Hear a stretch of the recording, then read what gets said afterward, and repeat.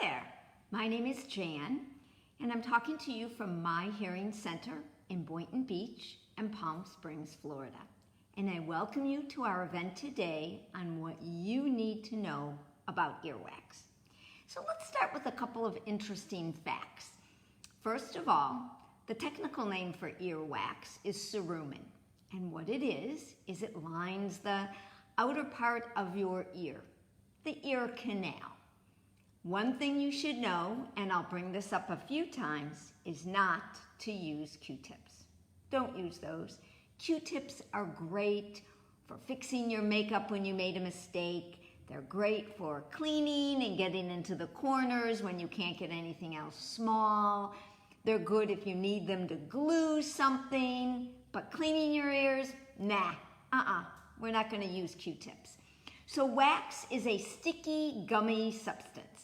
When it gets clogged in your ears, it can cause you to have a temporary hearing loss, where you say, my ears feel plugged, there's something in my ears.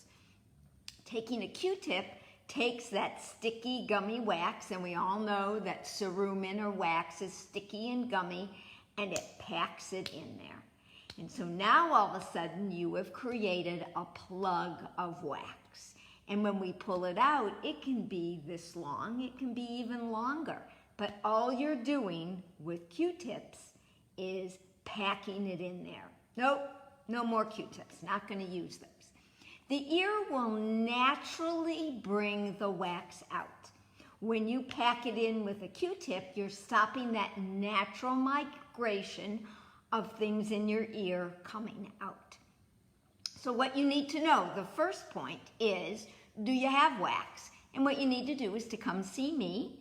Again, my hearing center, a division of Odd Practice in Boynton Beach and Palm Springs, Florida. Come see me. Let me take a look. Let me see whether you have wax, because it can cause a temporary hearing loss. But back to our wax again, so no more Q-tips. It will naturally migrate its way out. But if you do have wax, it might feel like you have a plug in your ear. You may notice a crackling sensation. Why? Because the wax is moving around a little bit, and you're hearing that movement. Sometimes water, when you take a shower or wash your hair, water can get behind that wax and can give you a very odd, bubbly type sensation in your ears. So, no Q-tips. Let the body naturally work the wax out. Every time you use a Q-tip, you stop that natural migration. And people say, well, how do I clean my ears? Well, you can clean the outside of your ear. Don't go in your ear. It doesn't need cleaning other than to maybe wipe it with a washcloth. Because again, the ear will naturally pull that wax out of the ear. There are over-the-counter solutions you can get in the drugstore. But be careful about one thing. They are meant to kind of dissolve the wax, and that wax, as I said, is sticky, gummy stuff. And what will end up happening is it can be very caustic to your ear canal.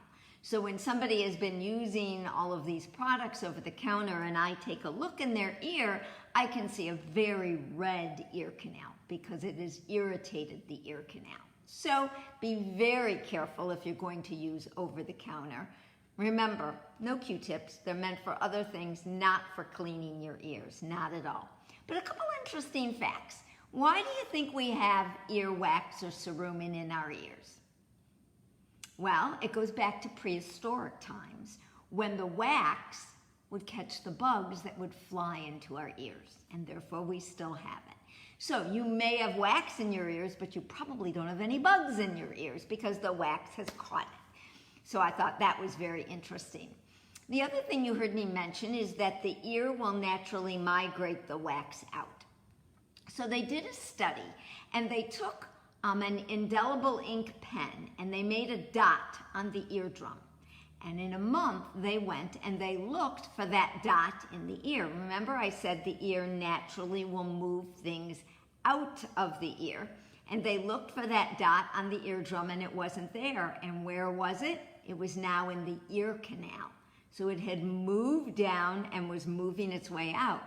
A month later, they looked again, and the dot of indelible ink was right at the edge of the ear canal.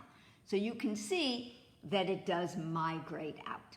But the most important thing is you've got to come to see me to let me take a look in your ears. Let's assume you don't have any wax, yet you're still feeling like you're having some hearing trouble. That's where I come into play, and that's where we can then do a hearing evaluation and find a hearing solution for you, for your lifestyle and for your budget. So I look so forward to meeting with you. Call me. Let me know if I can look in your ear. Let's see what's going on. The first thing that we do after I introduce myself and welcome you to our practice is to take a look in your ear, and let's see what's going on in there. Remember, no Q-tips. Use them for other things, but please, please don't use them to clean your ear. I've seen too many times where people slip and all of a sudden they have ruptured their eardrum. Not good. We don't want that. Come in, let me look at it, and we'll see what we can do to help you not only get rid of that earwax if you have it, but to give you really, really good hearing. So thanks for joining me today. See you next week. Bye.